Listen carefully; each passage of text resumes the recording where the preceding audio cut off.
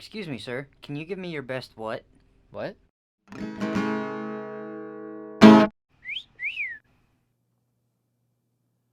you guys ever thought about how, like, the only way to tell that you fell asleep is to wake up?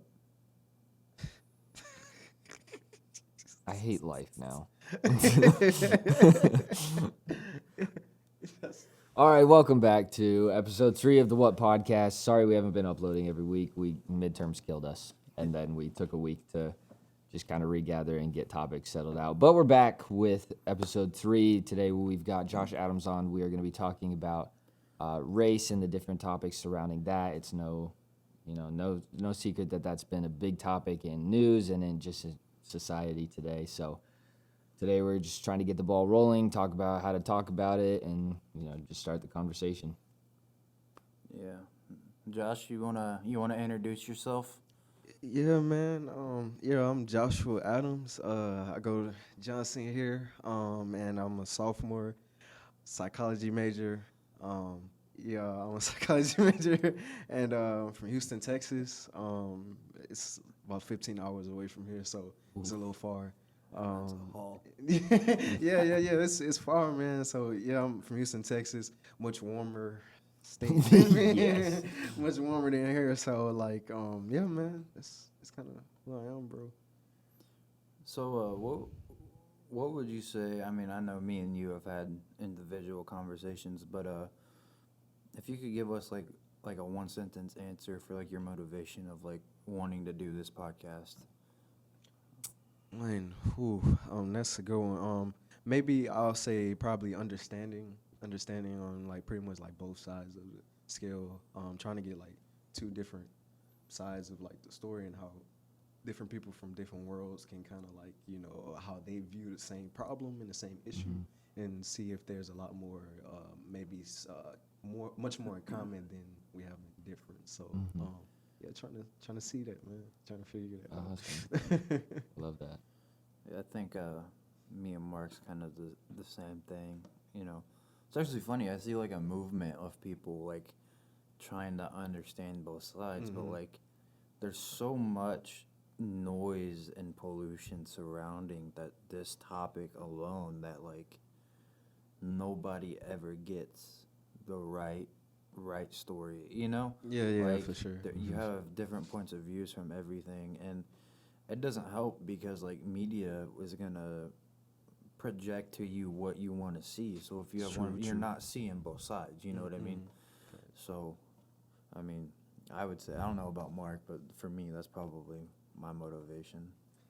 Yeah, I think for me, I've got a lot of racial diversity in like my family tree through like adoption and stuff. So it is something that is close to my heart. I think just a big motivation for me always is for people to feel heard, validated, and loved. So I think just for all sides to feel that and to come together as a people, not as, being of two sides, but, as a group of people against a specific issue. Yeah. That's good. Well, with that being said, I guess we're gonna go ahead and dive into our first topic or bullet point here. Josh, how do we just kind of as people normalize talking about racial reconciliation? Like, how do we gap that bridge that's there? Wow, that's a really good question, Devin. I probably definitely have to say probably it all starts from initially you have to. It's gonna make some people uncomfortable, so kind of letting them know that, hey, I know this is a uncomfortable situation for like both of us to talk about, but trying to take that step to like dip your toes in, because like you're never gonna talk about it if you kind of are always if you're always trying to like avoid it. So I would say like it just stems from you gotta start making it more common to like have this sit down and just be in a space where you can just talk and not necessarily yell back and forth at each other, but just be in a space where, even if I disagree with you, we can still respect each other's sides and like,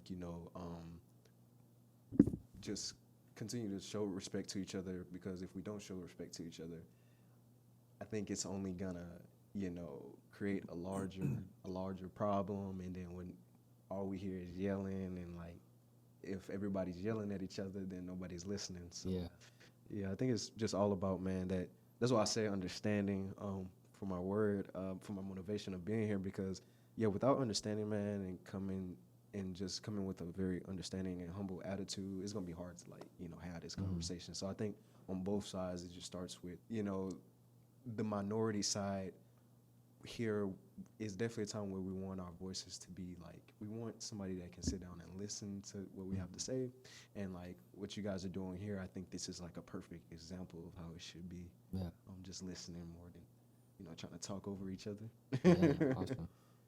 So instead of people like reaching down to help somebody up, more of like reaching across to people like on the same level. Is that what you're saying? That's perfect. That's perfect. Yeah, for sure. Because it is definitely a thin line between me saying, "Hey, I want to help you," and me saying, "I want to listen to your opinion, and then I want you to tell me how you feel," and me not feel like I have to be your savior, and because that's definitely something else that's kind of a lot of people get confused about, because it's for sure if I get the feeling that I'm coming to you with like a topic that I feel like I understand more than you, and then I try to talk to you about it, and then all of a sudden you try to flip it around and be like, "Hey, I'm trying to help you understand your situation better." Yeah. I don't think that's probably more how you say reactive more than proactive. So it's all about, again, just like you said, just saying, I want to reach over, I want to understand you better, and I want to like, understand what I can do to, help the situation, but not necessarily help you because you can't help yourself. So Yeah. That's really interesting, because we actually, in one of our classes, we talked about, I think it was in a book called When Helping Hurts. Yeah. It talks about, yeah, you guys know the book. It talks about a lot. I can't Great remember book, by the way. Yeah, great book, by the way. When Helping Hurts, check it out. But when like you're going even just to like another country as a missionary, or just as like as trying to present relief, a lot of the times cultures feel like they're being put down almost, and by the people coming over with the intent to like try and help. So, do you think that,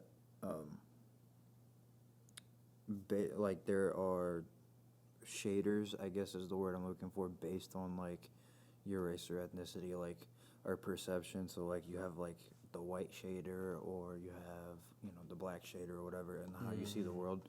Do you like think that's a thing, or? in a way, bro, I definitely think that is definitely a thing, because I know there has been this perception since like pretty much since like America's history, that if you're lighter, then you're better than somebody that's of the darker skin color, So if I'm getting your question right, Yeah, yeah, if yeah. I'm getting it right, Well, okay. I guess I'm my getting it question is kind of more of just like how people see things. You know what I mean? Like like I've told you before, like I don't feel like, in light of everything that happened like over the summer and the past few years, like I don't feel like as a white guy I really have a say as to what's going on. Like I don't think that I should be speaking on behalf of like, you know, other races, because I have this like white shader on my eyes as to what I see, you know what I mean? So like I guess what I was asking was like, do you think that goes both ways? Like, you know what I mean? Like I'm gonna stand here and I'm gonna support you guys through everything, but like I don't think that I have any type of say and an opinion when it comes to stuff like this, you know? That's such a good question, man, and I definitely think a lot of times, like people with that stance, like you say, you don't want to like you don't want to speak up for like somebody else if you don't fully understand the situation. I get what you mean with that, and I think that's a very healthy like mindset to have. I think that's a very healthy mindset to have because at the same time, whenever you're doing anything, you want to make sure that you come to it with like a genuine, a genuine heart and a genuine mind and everything. So I think with shaders, I think that's probably we need more of that because it is this trend going around that a lot of people, a lot of like specifically white people, they'll try to. One of the first, whenever we're talking about shaders, one thing that comes to my mind is with the Martin Luther King thing, and with that, a lot of white people will tell black people, "Hey, if Martin Luther King was alive, he wouldn't want you guys doing that. He Yeah. wouldn't want you doing that." And I think in a way that can be very dangerous to do, especially when you're trying to tell people how somebody from their community would have told them, how to act when you're not even from that community. Yeah. It's kind of like trying to, even though you're on the outside looking in, you don't see the full picture as people inside this circle would see it. So I also feel like that like devalues everything Martin Luther King ever did. Like, I mean, Martin Luther King is like one of my favorite people of all time. Like, I want to go back in time to sit down with him. And then like when people say that, I really feel like that devalues what he did. You know what I mean? It's like saying that is like just like, well, everything that he taught and everything that he did and everything that he stood for doesn't matter to us. for sure. You know what I mean? For sure. I think that also speaks to like a bigger issue is, at least in what I've seen, white people do feel a little bit of almost a pressure to get involved in the discussion because it is such a big topic in media and in the news and stuff. So, but nobody really knows how. So you see people like celebrities getting involved, white celebrities getting involved, talking about the issues going on, and then other people who are like, I'm just not gonna say anything because I don't know what to say about it, and I don't know how to start the conversation. Other people who are like, it's not an issue. Yeah. So what do you think? Do you think that's like, is that a harmful thing for like? What does that look like for a white person to get involved in the conversation? Like, where's the boundary for what is okay for them to? That's definitely a good question, man. I would definitely say with that, man, that all goes back to, and when I think about it, I always ask this question of why doesn't like a black person's voice get heard until like a white person stands up for them by the world, I think that is definitely something that we kind of have to sit back and just wonder why, because like for so long, this racial tension it's not anything new. The only thing that's new is we're getting on video camera on on phones and stuff. So it's always been going on.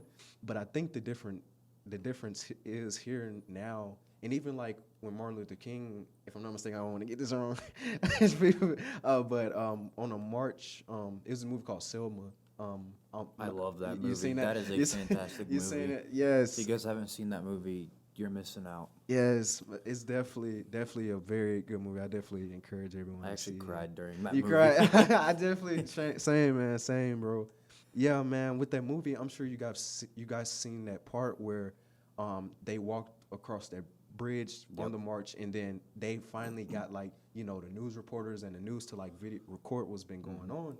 But like that thing had been going on for like years. People were just now seeing it, but yet their pain only became valid when like a white person's voice spoke up for them. And I think that kind of goes deeper into that question that you asked when you had asked it, because I think in a way that it is a very thin line between trying to help and then trying to be a savior towards somebody. And I think with I think it's all about coming with like a genuine heart and wanting to learn, coming with a attitude of like, I want to learn before I say anything.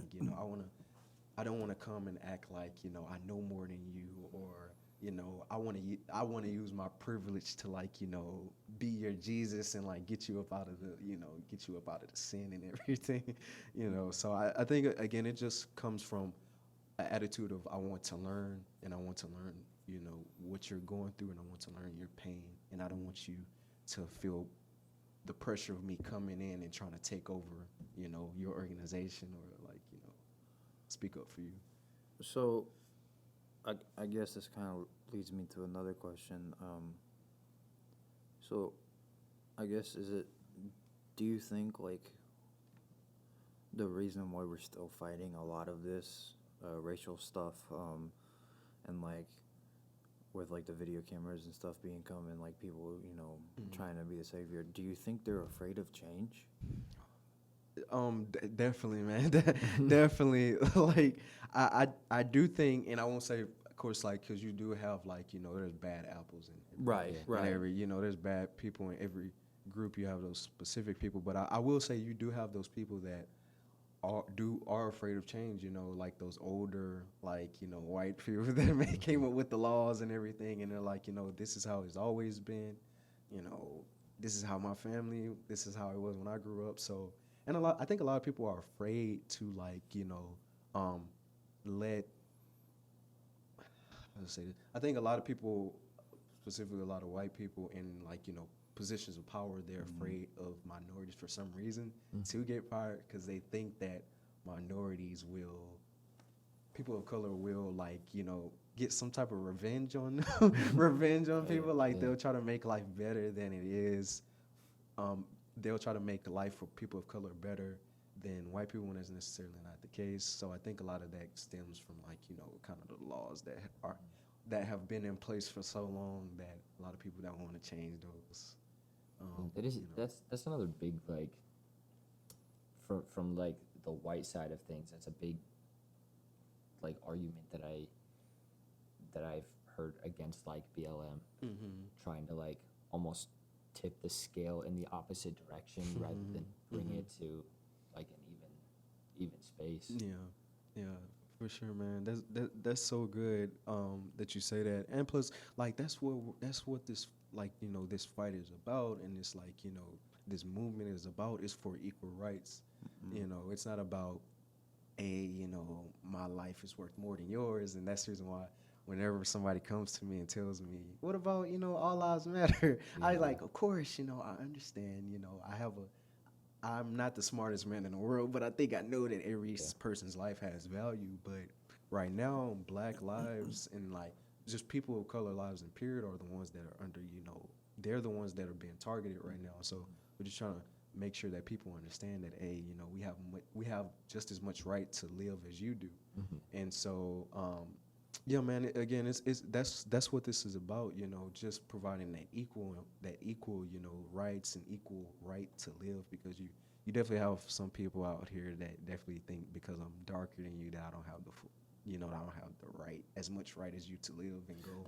It's funny because like people say that, but like little do a lot of people know like a lot of things were invented by Black inventors. Like I mean, like peanut butter was like the Love peanut washer. I butter. think the washer and dryer was the pencil was like. It's just funny how like people say these things, but then they use everyday items that were made. You know what I mean? Absolutely. That's a tangent, but Absolutely, that's how my man. mind works. Yeah, rock and roll is invented by a Black man. Oh, bro. dude, I freaking love I love B.B. King, Chuck Yes. Berry, Yes. Robert Johnson. Yes, Those like I love Absolutely. Mississippi Delta blues, man. Absolutely, I actually want to man. get a trip down to Mississippi while we're here Mississippi. someday. Or not Mississippi, Memphis. My bad, Memphis. Yes, Close enough. Memphis. Close For sure, for sure. Yeah, definitely, man. Yeah, man. Like you said, like so much stuff, man, has been invented by Black people, and it's like, it's amazing how you will never know that unless you like, you know, look it up for yourself because they're not gonna teach us that at school. No, You no. know, yeah. Oh, I know a lot of people gonna cut off their things after I just said that. Like, we ain't gonna listen Hey, to this no more. That's their problem. That's their problem. That's not ours. Yeah. Let So- them build that. So another big thing that you hear in just like from the white side of things is like trying to almost separate yourself from the fight by saying I don't see color. Yeah. And I hear arguments of like some people being like, okay, well that's my like way of saying I see you as equal Yeah. versus other people saying, no, that's diminishing like my value as a black person, and For like, sure. almost making it as something I'm like I shouldn't be proud of or something. So what? I don't know. What's your take on that? Yeah, man, my take is definitely on that. The only reason why you should say you're colorblind is if you're actually blind. You know, So obviously, Caleb, that's a shout out to you. All right, Caleb. Yeah, no, I know. I got you, bro. It's okay. I'm shade blind. I can't see shades. If that makes anybody feel any better. Yeah, man. With that colorblind thing, yeah, that's definitely like a dangerous, term that I hear a lot, bro. Because I get, hey, you treat everyone the same. Hey, you probably have good intentions when you say that, but in Yeah. a way, when I hear that, there's basically me hearing that, you don't see me as a black man. If we get pulled over by a police officer, you don't see the fact that I could end up dead, and you Yeah. could be the one that goes home. So I think in a way that is a very toxic and dangerous term, and it's kind of like I said like it's kind of like cancer. If you got a group of people that all have cancer, but somebody's cancer is more severe than the next person, you're like, oh, I'm cancer blind, or like Yeah. all cancer is the same. Everybody's cancer matters, Yeah. but my cancer is a little more severe than yours. I need more medical attention than you do. Yeah. Right. Yeah. I'm gonna end up, not getting what I need because you say everybody's. What about your cancer? What about your cancer? What about mine? So California? Question mark. yeah, man. So I definitely think it's about, again, just seeing that, not being colorblind, and understanding that, of course, everybody is the same. We're all human, but there is a huge elephant in the room, which is, I obviously look different than, you. And I feel like when you say you're colorblind, you're kind of devaluing my distinctiveness and, the way that God made me to look, because like I think in a way you're kind of unconsciously saying that, hey, I don't see you the way God made you. I'm kind of ignoring the way God intentionally made you, and so I think it's kind of dangerous to say colorblind. Yeah. Yeah. Definitely. I'm gonna make that a quote picture so I can post it on Instagram, Josh.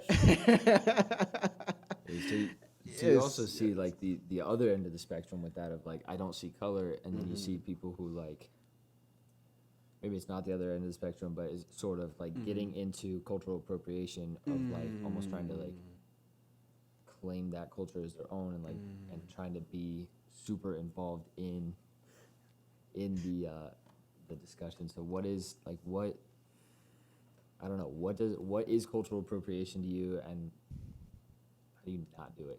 I guess is the question. Bro, I think you like with the cultural appropriation thing, this is definitely something that kind of I will say it definitely gets under my skin a little bit. Yeah. And with cultural appropriation, I think you like really defined it pretty well, man. It's like you're just pretty much claiming, a culture that's, your culture didn't come up with, claiming it as your own, and not giving that, that culture, like, the respect, and saying, hey, I got this from this culture. Because I always say, like, people, like, you got a lot of white people that wear dreads. I don't have a problem with that at all. I say, hey, wear what you want to. We all have the right to wear what we want to. But it does get to it does get to a point where, people start trying to adopt that culture and say that, hey, we're the ones that created this culture. Like with the, the Kim Kardashian thing, she had cornrows in her hair, and a lot of white people started saying, hey, these are the Kim Kardashian cornrows, like giving her the ownership over cornrows, when cornrows have been, prominent in the black community since like the beginning of like, time and everything. It's just a natural hair thing, and it's just a natural style that, black people have always wore. And so I think that's like a prime example of definitely what you don't want to do, claiming another person's culture as your own, because I definitely think that also devalues somebody else's, contribution to, this world and to, America as well. So do you think is there like, what's the difference in between like imitating a culture and like claiming the culture as your own? Because I'm gonna lose a lot of respect right now. I was on TikTok. Uh-huh. I was scrolling through TikTok and I saw a video of a girl doing, the dance from Lilo and Stitch, the little, Hawaiian dance. Hawaiian And another white lady got on and started yelling at her of like, this is cultural appropriation. You shouldn't be doing this. This is terrible. And then a Hawaiian guy got on and was like, no, it's not. She's, copying, she's copying the culture. She's just doing the dance to the thing. She's not like saying I'm Hawaiian when Yeah. she's clearly not. So, like, where's the like the line between? I think the line between it, bro, and this could be like a broad answer, but I think the line between it is when it's kind of like with rap music. You have a lot of white people, they love rap music, but when it comes to like the Black Lives Matter thing and the police brutality, they'll be like, "Oh, that's not a thing." They'll kind of ignore the person's pain that the person's pain where they're getting their entertainment from. But as long as that person is like making this music and I can listen to it, it's all good. But I'm not willing to like listen to like the pain that you're going through, and I'm ignoring the pain that you're going through. And I think it's all about again just making sure, and it's like each person's I guess it's like each person's situation is different, because something that offends me that I might think is cultural appropriation, another black person be like, no, they're paying homage to it, they're just admiring and they're saying they like it. So I think it's more so also just making sure, again, paying respect to another person's culture, and making sure that you understand that if you're going to you know be entertained by somebody else's culture, like anime. I like anime. I recently started watching anime. Yeah. And so it would be wrong for me to watch anime, to sit up here watch anime every night, but then ignore that an Asian old man in the Asian community is getting oppressed right now. They've always been oppressed, I'm sorry, but the Asian community is facing a lot of hate right now because they're getting coronavirus, they're getting called all these names. And so like I believe that is an example of cultural appropriation. Being entertained by somebody else's culture, but not willing to acknowledge that that culture is suffering right now. So like being willing to acknowledge like the positive or beneficial or entertaining parts of a culture, but ignore the rest of it. Yes, that's so much. That's what. Yes, I like that. That's much more. That's much more simpler than how I put it. No, Yes, just trying to make I sure I like got that. what you're saying, yeah. I like that. Yes, of course. That's good. So you mentioned something a little bit earlier, kind of relating to Christianity a little bit. How do you think that the church has been in like being involved in the discussion? Have they handled themselves well? What can they be doing better? How is the church dealing with this? I'll say, bro, I definitely think there is some progress that has happened. Because I know, like, maybe 10 years ago, the church probably would have left, they probably would have tried to ignore, the fact that, social justice, inequality is happening right now. And now it is like, it definitely seems like, the younger generation is holding the church accountable for that. And they're letting them know that, hey, if God is so good, if the God that you're preaching about is so good, why is it that he wouldn't care about what's happening outside this building that we're worshiping in? Because the church isn't a building, it's a people, Amen. And so yeah, I don't mean to get preachy, but yeah, the church is a group of people. So I think God, he cares about what's happening to his people that he created. And I think that the church has been doing a better job of like understanding that. Sure, you definitely have those churches that still taking them a little more time to wake up and like kind of see that there is some issues going on. But I definitely think that we are heading in that that right direction. And I think the only way that the progress can stop is if the church stops talking about it and the church kind of lets it kind of fade into like the shadows of saying, oh, race isn't a thing anymore, inequality isn't, real anymore, and it's not a biblical issue, when you know, Jesus, he talked about social justice, you know, all the time when he was here on earth, you know, and that's what he fought for. Whenever you saw Jesus, I'm not saying that I saw Jesus, but all the time when you, yeah, you know, I saw Jesus, you know, I saw Jesus. So, yeah, when you read in the Bible, you always see Jesus, you know, standing up for the woman that was caught in adultery, you know, standing up for the, you know, the widowed or The you woman know, at the well. the woman at the well, all those, you know, on the outside margins of society, you always see Jesus, you know, standing up for them and speaking up for them. And so I think, again, just if the church does that, I think they're not practicing what they preach. So, yeah, but I definitely think, yeah, it is some progress that has been happening. So. So do you think that the church needs to be like at all more involved in social justice issues, or is that like what does that look like if so? Um, I would say I would definitely love to see that more, just more the churches getting more involved because often a lot of times, churches they they I'll say they only have a relationship with you between we'll say maybe Sunday, Wednesday, and a worship night. Yeah. A lot of times that's the only time that they have a relationship with the people that go there and they truly understand what's going on with them. But I think by them actually probably trying to go inside those communities around the church, if you're trying to like, you know, spread the gospel, spread God's love, I think it starts by you understanding what I'm going through first before you try to tell me about, you know, somebody named Jesus who I've never, you know, Jesus isn't the person paying these bills that just got through. It's got me throughout my apartment. So I think I think it just starts from somebody, you know, the church. I'm sorry. It starts with the church just trying to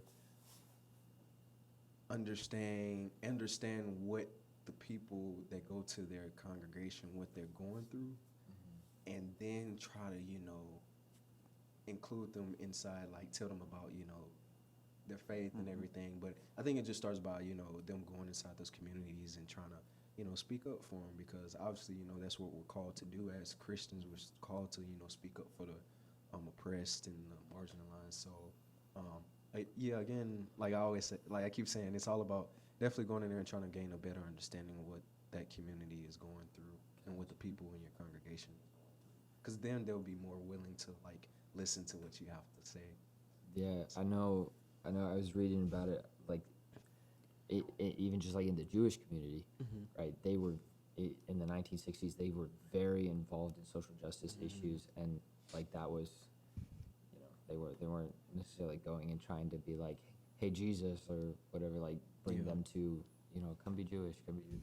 Yeah. But they were getting very, and that's something I really respect, is that they got so involved in social justice issues for like not necessarily any gain for like their quote unquote religion. Yeah, for sure. Yeah, and that's I think that's a great point that you make, because again, I say even with Jesus, every time you saw Jesus, he even said like foxes have holes, but the Son of Man doesn't have any place to lay his head. And I think that just speaks to how he was always moving and he was always in those communities, and like he was willing to he was always the one. I say he was always the one either coming to somebody or they would come to him, but he wasn't afraid to go to where they were and reach down to their level and try to understand what they're going through and then try to help out. But so that's something like for me, like the what was it, allyship something, performative yeah, allyship. performative allyship. So like proactive versus reactive for me is kind of like a big thing, that's kind of what it sounds like to me. And like because like like I remember when all this stuff like with George Floyd and Breonna Taylor and stuff like that, when all that was going down, like you saw people stand together, and then like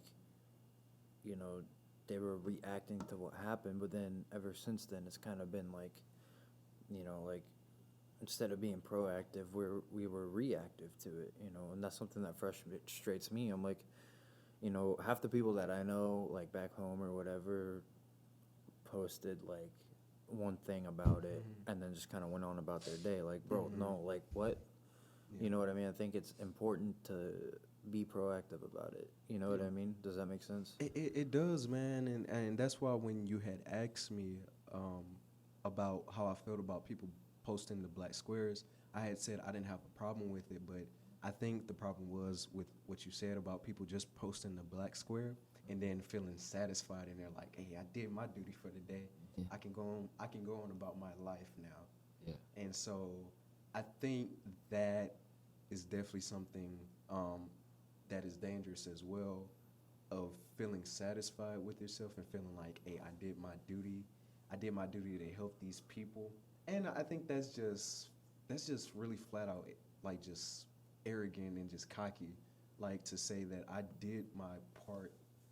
I did my part to help these people, that like these people are down here like, oh, I helped these people, now I can go back to like, enjoying my life and everything.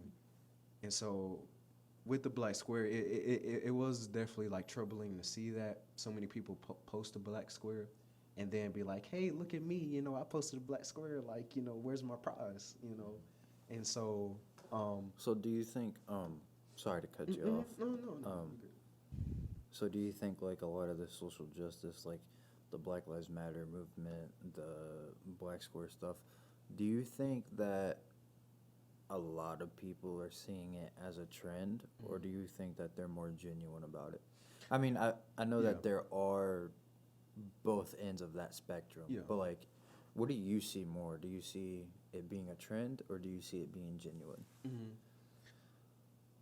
I will say, man, there is a larger population out there that do see it as a trend, because I see it, a lot of it trending, specifically on places like Instagram and TikTok and everything. I see a lot of a lot of posts about, hey, I stand with black people, hey, we're gonna fight for them. But then they're you don't see anything else. You don't see them actually, again, going into those communities and trying to help. And I realize that not everybody has the ability to actually do that, but I'll say, just again, showing me that you really care, rather than saying that, hey, I posted something about this, again, I can go back to what I'm doing. Yeah, I definitely say, I definitely think it's a large population of people out there, that do see it as a trend, and they see it as a way to gain more followers, because it's the hot topic right now. So, yeah, man, it's definitely, I do think it's a large population of people out there that think it's a trend. So, So, um, that kind of unrelated, I guess, but like, I'm curious, to you, what is black versus African American? Like, you know what I mean? yeah, yeah. To me, bro, I'm definitely not a historian on the history of that word African American, but I think it goes back to people. They have this negative connotation when it comes to the word black, and I think it just goes to show how much, you know, how we see things on TV and social media. Where did this negative, connotation to the word black come from? Because I see a lot of people, they're very uncomfortable with saying that word when you're addressing somebody of a darker skin tone, a black person. And so I definitely say when somebody said, whenever somebody is addressing my racial identity, I would say I would love for them to say black, because I'm black. There's nothing wrong with saying that. And I remember, again, I remember Martin Luther King. He said, like, somebody told me a lie one day. He was like, everything black had a negative meaning to it. They were like, even in a dictionary, they were like, black has a negative. Black was, I think black was like defined as like ugly or something that was evil and demonic, and white means pure in our very dictionary. So again, I think it just goes back to that, why do people think saying black is bad? Why do they think calling somebody a black person is bad? So, what does being black mean to you? Like, does that make sense? Yeah, it does, man. I definitely think being black, man, it's it means pride in a good way. Cause I was pride in a bad way, but I think it's pride, it's strong. I'll say it's endurance. Lot of like overcoming the odds and everything because the odds are definitely always not in your favor. And so I definitely say it's a lot of pride and a lot of strength in being a black person, because even like the way the sun shines on darker skin tone, it's like beautiful, glitter and like it just looks beautiful when the sun shines on a black person, and it's just beautiful, man. Again, black is beautiful, man. I always try to make sure that everyone knows that, and so that would be my number one word is beautiful. That's my favorite my favorite description of what black is. So that kind of leads me into like a next set of questions. Like, I know, like, you hear stereotypes of black people. To you, I guess, because I mean, obviously, like, all the stuff we're talking about is very specific to you. You know what I Yeah. mean? But it's still nice to have that perspective. Mm-hmm. Are stereotypes? Do you see them as hurtful, or do you see them like as something that could be funny? You know, because like every race has stereotypes. Yeah. You know, and we Yeah. all laugh about it. But like, For sure. do you think overall they're hurtful, or are they just something that's humorous? Ooh, that is definitely a good question, man. I think the humorous part about it, it really depends on the relationship you have with that person. Like, if you came to me, we know each other pretty good, and if you came to me and I mean, you we're know, neighbors. yeah, we're neighbors in the dorm, so like you know me pretty well. And so if you came to me and gave me a watermelon and be like, "Hey Josh, you want some watermelon?" I'd be like, "Cool, bro. I love watermelon. I'll get it, bro." Hey, me too, You know, bro. I Me love- too. I love Watermelon's watermelon, great. man. You know, so like if you came to me, I wouldn't see that as being anything because I know you. You know, we have that relationship. But if it was somebody that you just had met, a guy down the street, another black dude, he would probably see that, hey man, so what you trying to say? And so I think it definitely comes down to with that humorous side of it. It definitely depends on the type of relationship and how that relationship, how close that relationship is. But I think a lot more times it can be very harmful and hurtful to the person, just because again, what you see on social media, man, it's a lot of stereotypes people get about like a black person. Like they see a lot of rappers, so they expect every black person to act that way. So when they see a black person like me, they're shook because I don't fit that description. And plus, I think stereotypes, man, in a way, they can again put somebody in a box, and you'll be like, oh, you're only good at this. You're only good at playing sports. You're only good at playing basketball. I could be good at like throwing disc golf. I might like that, but stereotypes, I think, in a way, they can again make you closed-minded about the way somebody else's culture is than how they are truly in real life. So I think it definitely is it is like making you closed-minded to be to have a stereotype on it. It seems like it almost seems like a lot of this comes down to like building relationship, Mm-hmm. right? Building relationship between white and black community and seeking Absolutely. to understand each other and to like even like you look at friendships, you build Sure. friendships, Yeah. you're seeking to know the person and to know their life and what they've gone through and how to be a good supportive friend. It seems like a lot of it would come down to that, right? When you're friends with somebody, you can crack jokes, you can roast them a little bit, most and it's definitely. funny. But if you go up Most to like definitely. a stranger, you crack a joke, you Yeah. roast it, You know, might get beat. Yeah, for you, sure. It's you high don't chance. you don't know their past, you don't know what they're sensitive to, what it's under their skin. So Most definitely. it seems like a lot of that just comes of what we're talking about just comes down Yes. to like let's build relationship. That's so true, man. And like this actually reminds me of a situation that happened when I was in 10th grade. I believe I was in 10th grade, and it was this Hispanic guy and this black guy in my classroom, and the Hispanic guy kept calling him the N-word, kept using the N-word.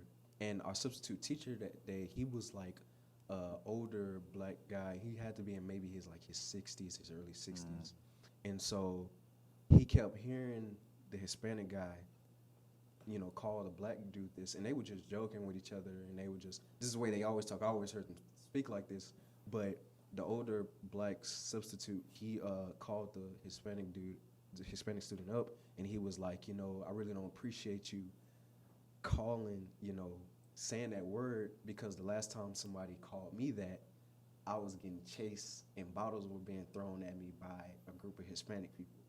And so again, it, like you said, it's all about that understanding, because he was saying the same word, but how it was interpreted by that same group of people, it was completely different because of the relationships that he had with his friend, opposed to like the relationship he had with the teacher. I think too, like all out of it, like I think it depends on kind of how you grow up. You know what I mean? Yeah.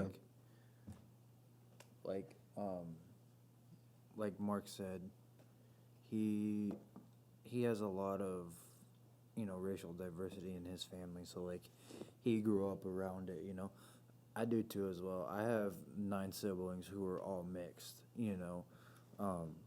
So like I kind of grew up around it as well. But the high school that I went to and graduated from, there was maybe like 2 mixed kids, which it's a small town. Like I had 15 people in my graduating class. Like it's a small school, but like I can definitely tell that a lot of them hadn't experienced like black culture, so to say. So they were very isolated, I guess.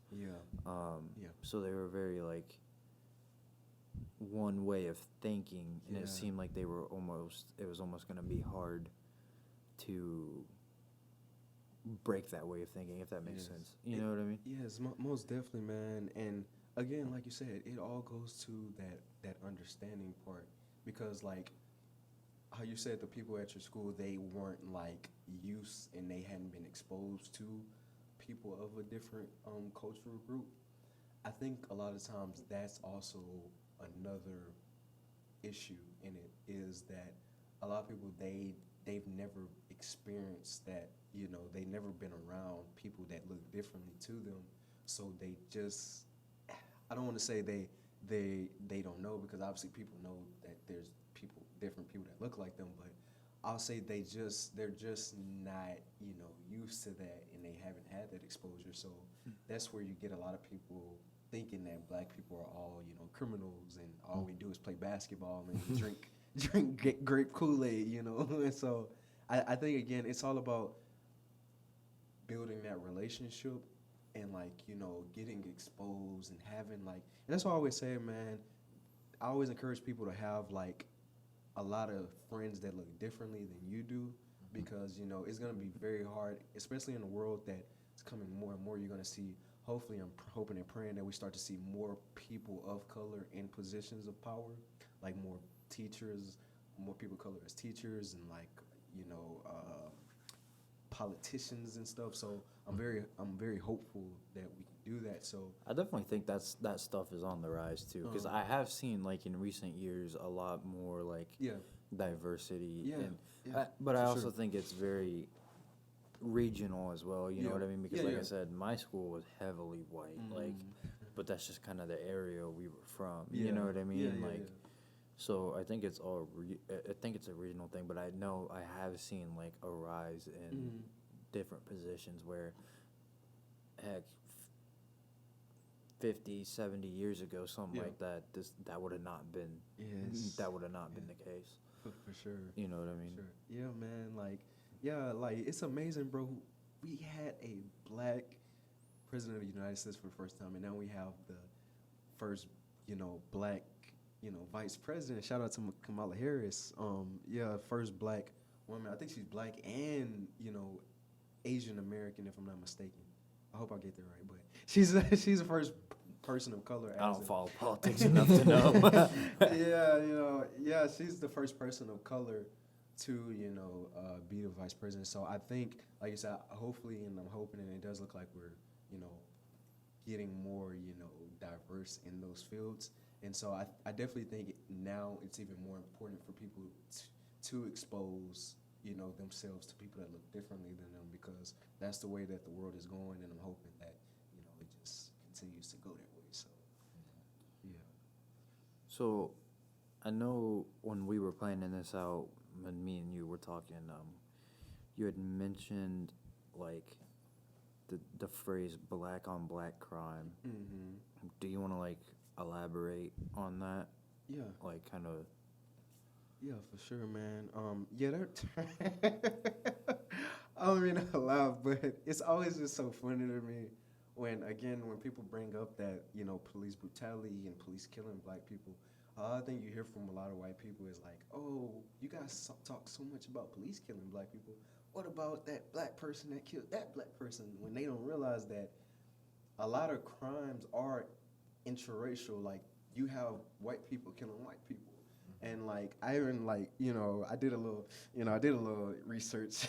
I did a little research, and on this this website, it's called polyfact.com, and on it they have this chart from the the FBI that talks about the I'll say the rate of interracial killings, and they even said that since 2018, the percentage of white people killing white people is 81%, and the percentage of black people killing black people is 89%. But of course, when you have a lot of black people in one area, Yeah, I mean you push that's them the all. kind of thing that skews that I think a lot of people don't realize is like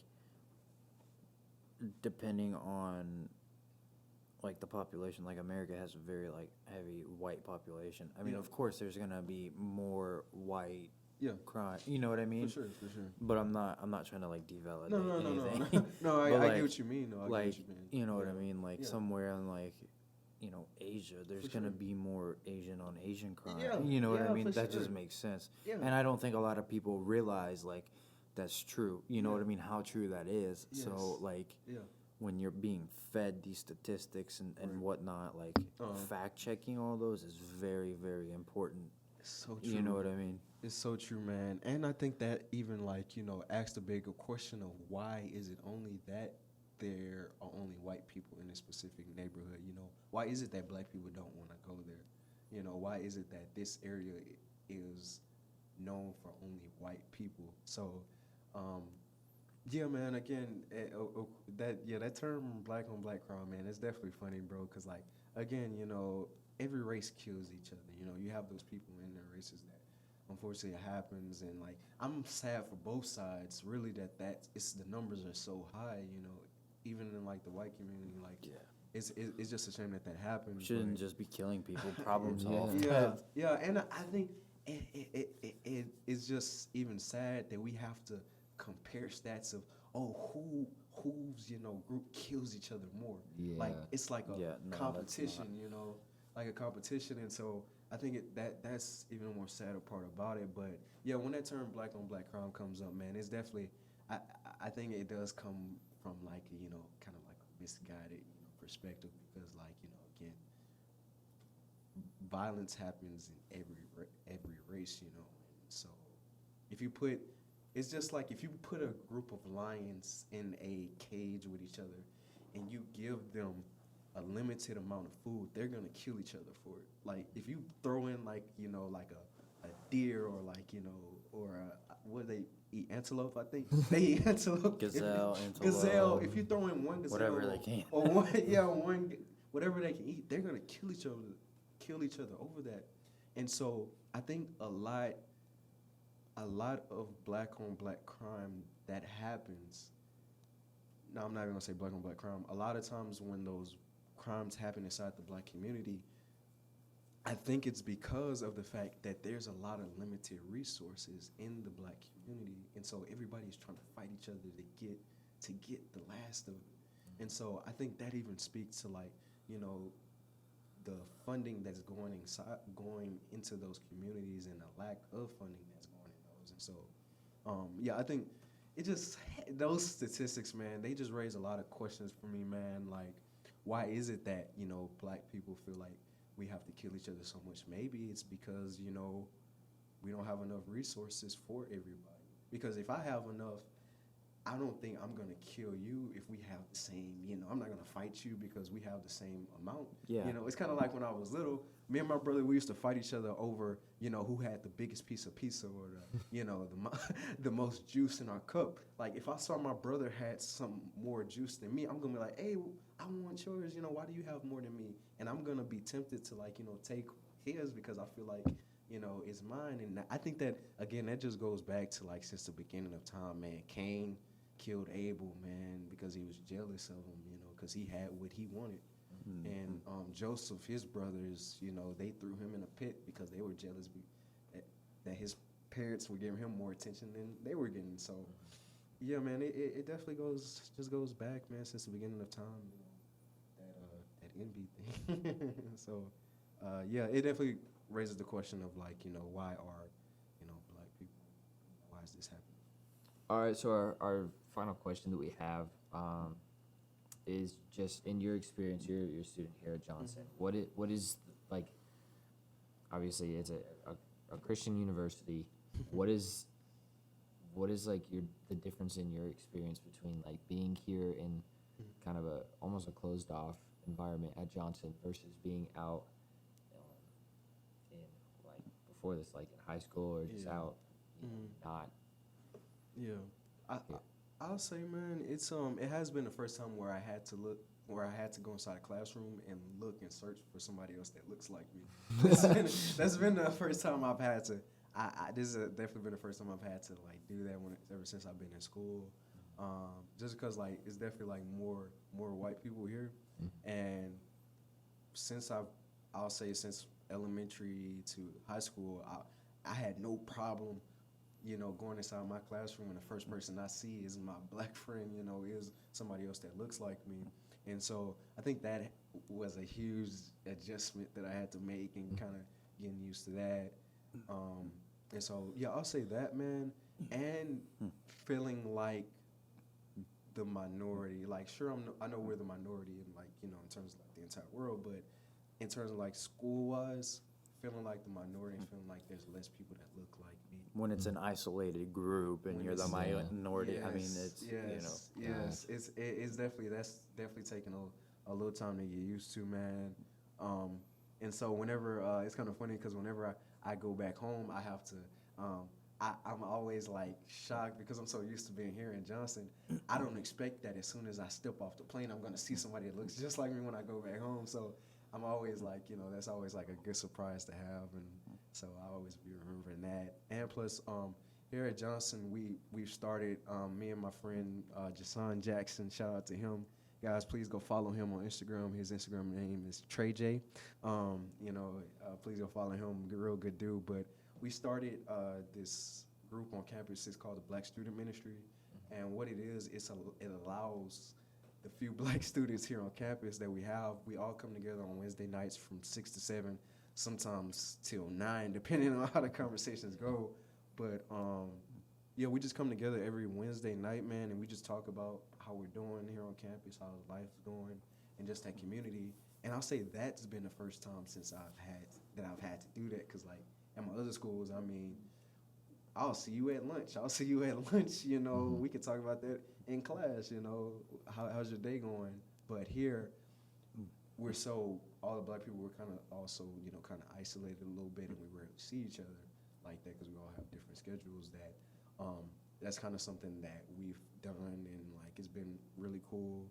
And so, yeah, I'll definitely say having to make that effort of having a space where all the black students can have that conversation, because at my high school, like again, I could just easily see my friends like all the time, but here it's definitely an adjustment having to do that.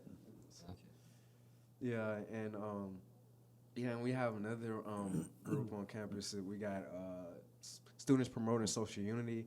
I forgot.